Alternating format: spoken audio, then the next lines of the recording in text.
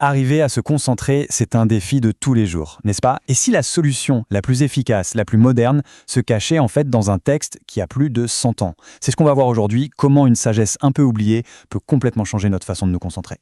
Alors, pour commencer, écoutez bien ça. C'est de Christian D. Larsen et ça date de 1920. Mais franchement, on dirait que ça a été écrit hier. C'est fou, non? Tout le monde sait que c'est super important la concentration, mais presque personne ne sait comment faire. C'est exactement ça qu'on va décortiquer, pourquoi c'est si galère et surtout comment on peut s'en sortir.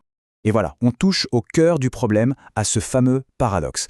Tout le monde est d'accord pour dire que c'est la clé, mais personne ne pige vraiment comment ça marche. On a cette image qu'il faut se forcer, serrer les dents, une sorte de lutte. Mais en fait, la réalité, elle est beaucoup plus fine que ça. Le truc, c'est que le problème vient souvent de ce qu'on nous a appris. On a tous en tête des méthodes, des trucs, qui en réalité font tout le contraire de ce qu'on cherche.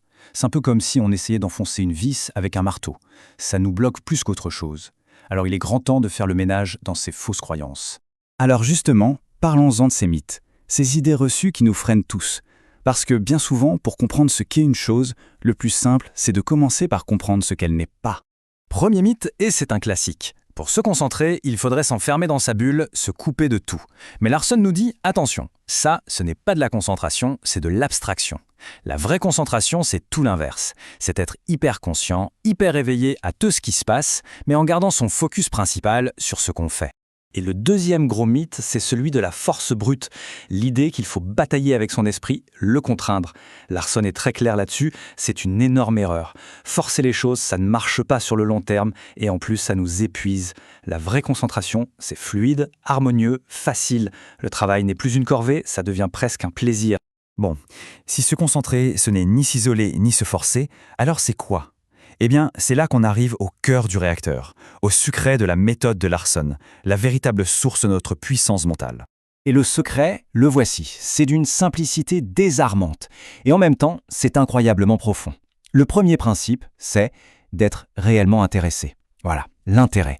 Pas un petit intérêt de surface, non, un intérêt authentique, profond, presque vital pour ce qu'on est en train de faire. Et en fait, on a tous déjà ressenti ça.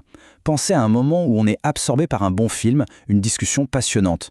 Est-ce qu'on a besoin de forcer la concentration? Bien sûr que non, elle vient toute seule, naturellement. Le vrai défi, ce n'est donc pas de se concentrer, c'est de cultiver l'intérêt. Ok, là, la question qui vient tout de suite, c'est « Super, mais comment on fait pour s'intéresser à un truc super ennuyeux ?» Larsen a une méthode pour ça en 3 temps. D'abord, il faut partir d'un principe. Tout, absolument tout, peut être intéressant si on le regarde sous le bon angle. Ensuite, il faut entraîner son esprit à chercher activement cet angle. Et enfin, à force, ça devient un réflexe. Le subconscient prend le relais et commence à trouver de l'intérêt partout. Alors, l'intérêt, c'est la base, c'est la fondation. Mais pour construire un édifice vraiment solide, il faut des piliers. Et pour Larsen, il y a 4 autres facultés de l'esprit qui viennent soutenir cet intérêt pour créer une concentration vraiment inébranlable. Le premier de ces piliers, c'est ce qu'il appelle le sentiment profond. L'idée, ce n'est pas juste de penser à un sujet, c'est de le ressentir de l'intérieur, de plonger dans son esprit. C'est un peu comme la musique. On peut entendre les notes, le niveau superficiel, ou on peut vraiment ressentir l'émotion, l'âme du morceau. Deuxième pilier, la volonté. Mais attention, pas de confusion. On ne parle pas de la force brute qu'on a démontée tout à l'heure. Non. Ici, la volonté, c'est plutôt comme une loupe. Elle ne crée pas la lumière, mais elle la rassemble en un point unique pour la rendre ultra puissante. Elle intensifie, elle focalise.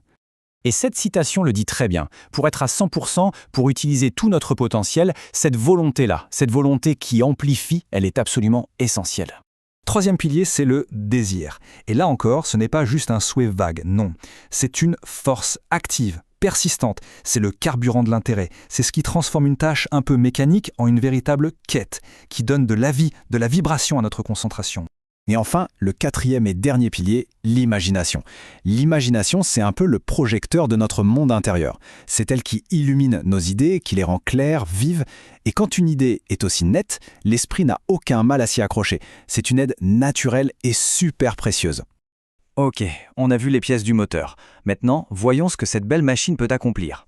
Qu'est-ce qui se passe quand on maîtrise vraiment cet art? Accrochez-vous parce que les résultats sont assez incroyables. Quand l'esprit est vraiment concentré, il devient un outil d'une puissance folle.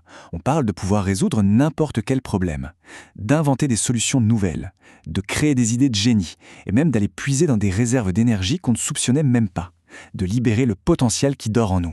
Et j'adore cette idée. La concentration n'est pas de la magie. C'est juste la clé qui ouvre la serrure. Les réponses sont déjà là, cachées dans le problème. La concentration nous permet simplement de les voir.